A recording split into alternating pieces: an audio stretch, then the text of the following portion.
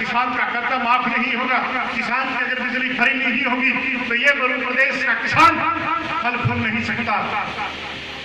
आज तो अपने देश की पार्टियां बोलती हैं, हमने पिछले 22 मई को फतेहगंज के अंदर रैली की थी। हमने कहा था कि हिंदुस्तान का हमारे किसान का बुरी हालत है, हमारी बिजली सबसे महंगी है, हमारी बिजली जब तक फ्री नहीं करोगे किसान नहीं हो सकता। जब पिछले साल आप में से बहुत आंदोलन में गए थे, हमने एक आंदोलन किया था सब किसानों ने मिल करके, उसमें भी मैंने कहा था कि रोज रोज का डंडा मिटा दो। जैसे हरियाणा और पंजाब के अंदर कोई VCR भरने नहीं आता, आप बिजली फ्री का आंदोलन करो। और मेरे मित्रों, दूसरी बात, मैं इस गांव के अंदर एक दिन आया था और कई गांव के अंदर आया। आज हमारे इस डूंगरगढ़ हल्के के अंदर आते गांव के अंदर डायरेक्ट फ्लड हो चुका है, 2-2, 3-3, 5 नोजल चलती है। आपका पानी, आपके गांव में भी शायद पानी सूख चुका है और नहीं सूखा है तो 5-10 साल में सूख जाएगा। इसलिए मेरे को जब पिछले साल 2 साल पहले प्रधानमंत्री माननीय नरेंद्र मोदी जी ने बुलाया था, मेरी टीम साथ में गई थी, मेरे साथ जयंत मुंड भी था।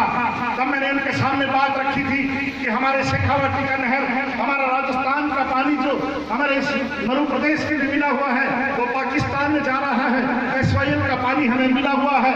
हमारे पाली से भी बात की थी, अब अजीत डबोल जो उनके सुरक्षा सलाहकार है, उन्होंने कहा कि पानी है नहीं। मैंने उनको कहा था कि कौन कहता है पानी नहीं है? राजस्थान केनाल के अंदर भारत सरकार और राजस्थान गवर्नमेंट कहती है कि 2000 क्यूसेक पानी का सीपेज है। गवर्नमेंट कहती है कि 18,000 एकड़ राजस्थान के हमारे इस बॉर्डर पर सूरजगढ़ के अंदर हमारे 18,000 एकड़ में सेम आ चुकी है। हमने उनके सामने बात रखी थी, आप तो हमारी कोलायत से लेकर के इस राजस्थान कनल से, कोलायत से लेकर के डूंगरगढ़ और डूंगरगढ़ से लेकर के सरदार साहब तक की नहर बना दीजिए। जब आपके पास पानी ना हो तो हम नहीं कहते कि पानी मत डालो, जब आपको सेम मिटानी हो इलाके की, उस इलाके का सेम का पानी डाल देना। और फिर भी कहते हैं सेम का नहीं डालना। तो जब ये देश डूबने लगे, जब ये घग्गर नदी के अंदर बाढ़ आए, जब 3 महीने तुम कहते हो कि हमारी जनता डूब रही है, तब हमारी नहर में पानी डाल देता, ताकि हमारे इस 3 विधानसभाओं का वाटर लेवल कम से कम ऊंचा हो जाएगा, ताकि हमारे कुएं सकेंगे।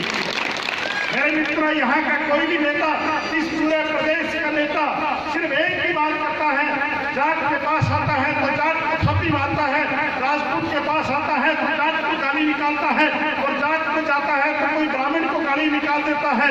यहाँ के सब नेता अपने अपने हल्कों के दोस्त बने हुए हैं।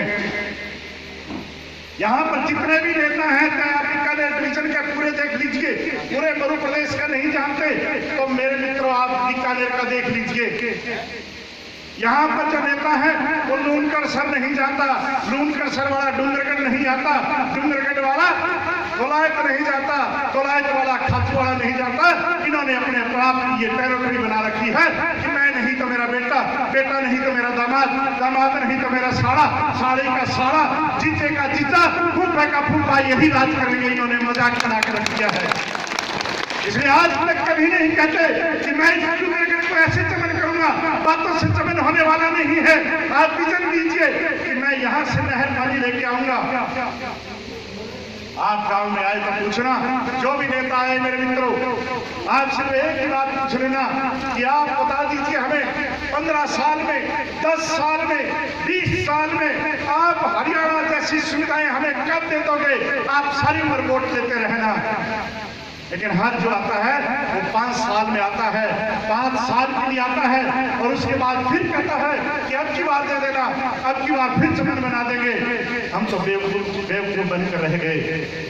मैं किसी राजनीतिक पार्टी की बात नहीं करता, मेरे लिए तो भारतीय जनता पार्टी से कोई प्यार नहीं, कांग्रेस से मेरे को कोई नफरत नहीं। अगर मेरे को कोई प्यार है तो मेरी इस मरुभूमि से प्यार है।